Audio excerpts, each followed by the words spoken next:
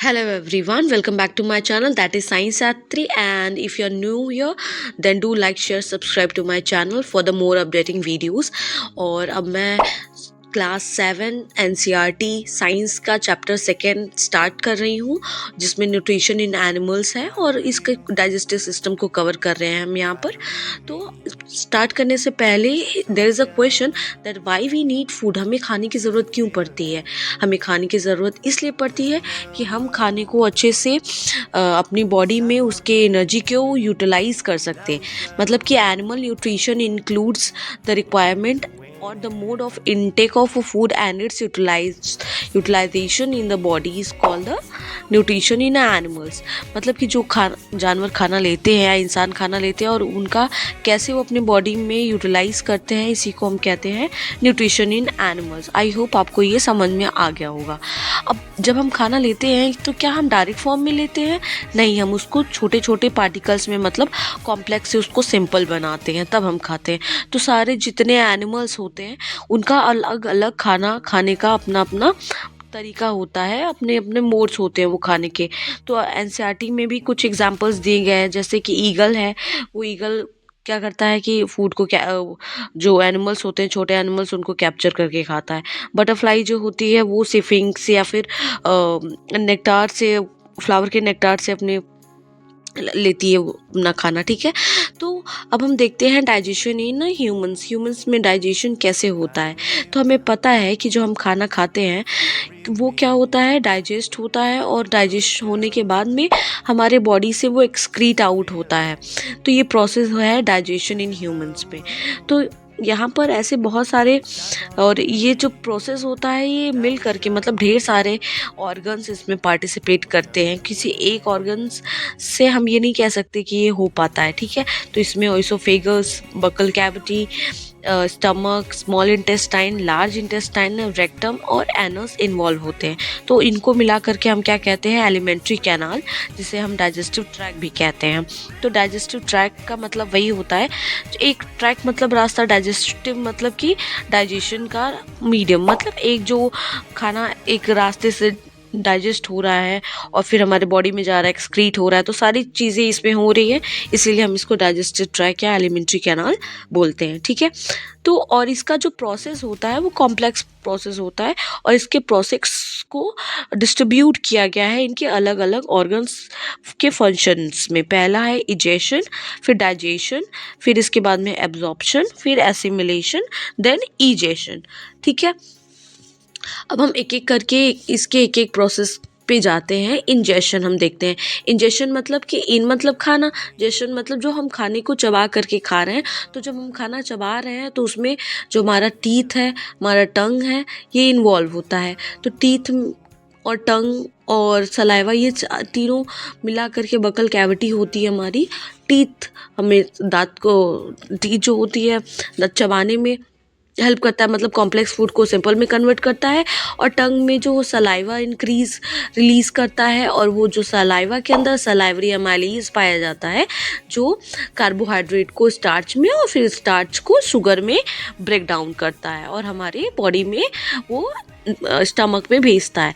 तो अब हम देखते हैं स्टमक का क्या, फूड पाइप का क्या काम है यहाँ, जिसे हम ओइसोफेगस भी बोलते हैं। तो जो फूड पाइप होता है इसमें पेरिस्टालसिस मूवमेंट होता है। पेरिस्टालसिस मूवमेंट कहने का मतलब कि एक कॉन्ट्रैक्शन और रिलैक्सेशन मूवमेंट होता है, और जिससे फूड जो होता है वो स्टमक में जाता है। तो ये जो ओइसोफेगस होता है वो नेक से और स्टमक से जुड़ा हुआ होता है। अब हम देखते हैं स्टमक। तो स्टमक जो होता है हमारा वो जे लाइक शेप और फ्लैटेंड बॉडी का होता है, और आपको पता है कि वो पूरी बॉडी का वाइडेस्ट पार्ट होता है, मतलब एलिमेंट्री कैनाल का सबसे वाइड पार्ट होता है, चौड़ा हिस्सा होता है वो। और वो कहाँ खुलता है, ओपन स्मॉल इंटेस्टाइन में ये ओपन होता है इसके ट्यूब। अब देखते हैं कि इनर लाइन जो होती है स्टमक की, वो किससे कवर होती है, म्यूकस से कवर होती है। और म्यूकस से क्यों ज़रूरत है, क्योंकि जो हमारे स्टमक के अंदर हार्श एसिड है, जिसे हम HCl कहते हैं, तो उससे हमारे स्टमक को बचा करके रखे, वो म्यूकस प्रोटेक्ट करके रखे हमारे इनर लाइनिंग को स्टमक के। और इस HCl का क्या काम है हमारे स्टमक के अंदर? जो हमारे फूड, हम जो कॉम्प्लेक्स फूड होते हैं उनको वो ब्रेक डाउन करता है, और सर्टेन माइक्रोब्स, बैक्टीरियाज जो होते हैं फूड में, उनको ये मारता है, किल करता है। अब हम देखते हैं कि जो डाइजेस्टिव जूसेस होती हैं वो इसके अंदर प्रेजेंट होते हैं, जो प्रोटीन्स को सिंपल सब्सटेंस में ब्रेक डाउन करता है। ठीक है, तो ये प्रोसेस हुआ इंजेशन का। अब हम देखते हैं एब्जॉर्प्शन। और एब्जॉर्प्शन किस में स्टार्ट होगा? स्मॉल इंटेस्टाइन में। स्मॉल इंटेस्टाइन का स्ट्रक्चर हम पहले देख लेते हैं। ये हाईली कॉइल्ड होता है, और इसकी जो 7.5 मीटर यानी 7.5 मीटर तक इसकी लेंथ होती है। और रिसीव क्या करता है? ये लीवर और पैनक्रियाज से डाइजेस्टिव जूसेस को रिसीव करता है, और जो अनडाइजेस्टेड फूड रहता है वो जा कर के कहाँ पर, जो स्मॉल इंटेस्टाइन होता है वहाँ पर डाइजेस्ट होता है।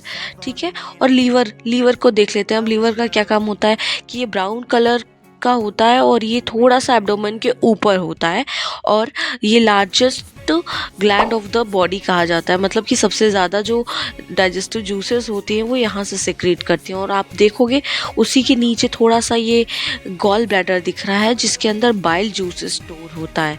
अब बाइल जूस का क्या काम है? वो फैट को डाइजेस्ट करता है। अच्छा, जूसेस का मतलब कहीं आप ये तो नहीं समझ रहे हो जो आजकल जो मैंगो जूस या शुगर केन जूस है, ये नहीं। जूसेस वो होते हैं, केमिकल फॉर्म में होते हैं, जो फूड को डाइजेस्ट करने का काम करते हैं। ठीक है, अब देखते हैं पैनक्रियास। पैनक्रियास का क्या काम होता है? ये लार्ज क्रीम कलर का कुछ होता है इसका कलर, और ये स्टमक के नीचे होता है, और ये पैनक्रियाटिक जूस सिक्रीट करता है। ये भी फूड को डाइजेस्ट ब्रेक डाउन करने में हेल्प करता है, जैसे कि जो फैट्स है, कार्बोहाइड्रेट्स है, प्रोटीन है, इनको ये ब्रेक डाउन करेगा। ठीक है, अब हम देखते हैं फैट्स को ये जो पैनक्रियाटिक जूस होता है वो फैटी एसिड में या ग्लिसरॉल में चेंज करता है, कन्वर्ट करता है। कार्बोहाइड्रेट को ग्लूकोज और शुगर में कन्वर्ट करता है, प्रोटीन को एमिनो एसिड्स में कन्वर्ट करता है। ठीक है, अब हम देखते हैं एब्जॉर्प्शन का नेक्स्ट पार्ट, कि जो पार्शली अनडाइजेस्टेड फूड होता है वो स्मॉल इंटेस्टाइन में छोटे छोटे हेयर लाइक प्रोजेक्शन इतने माइक्रो होते हैं, ये इंटेस्टाइन के लेयर्स में जो बने हुए होते हैं, और ये अनडाइजेस्टेड फूड को एब्जॉर्ब करते हैं, और ये इनकी थीन नेटवर्क होती है रेड ब्लड वेसल से, और रेड ब्लड सेल से ये उसको जो न्यूट्रिएंट होता है वहाँ पर भेजते हैं, मिक्स करते हैं, और फिर वो जो न्यूट्रिएंट होते हैं वो डिज़ोल्व होते हैं ब्लड के अंदर with the help of oxygen, और वहाँ से एनर्जी रिलीज़ करते हैं। नाउ अब हम देखेंगे अपना लास्ट प्रोसेस जो है इजेशन, जो लार्ज इंटेस्टाइन में होगा।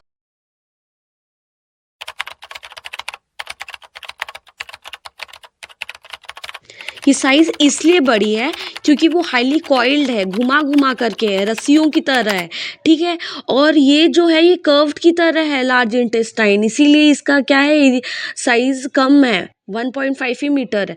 तो जो डाइजेस्टेड फूड के कुछ पार्टिकल्स रह जाएंगे वो वाटर एब्जॉर्ब कर लेगा लार्ज इंटेस्टाइन, और जो सॉल्ट्स रहेंगे फूड मटेरियल में मिक्स उसको एब्जॉर्ब कर लेगा, और फिर ये रेक्टम में पास कर देगा खाने को, मतलब कि डाइजेस्टेड फूड को। ठीक है, और सेमी सॉलिड के फॉर्म में, सेमी सॉलिड मतलब ना लिक्विड रहे ना सॉलिड रहे, पेस्ट के फॉर्म में। तो ये रहा प्रोसेस इजेशन का। तो hope you will understand the whole process of the digestive system, और we will meet the in a next video. हम नेक्स्ट वीडियो में मिलेंगे, तो आप इस चैनल को लाइक शेयर सब्सक्राइब।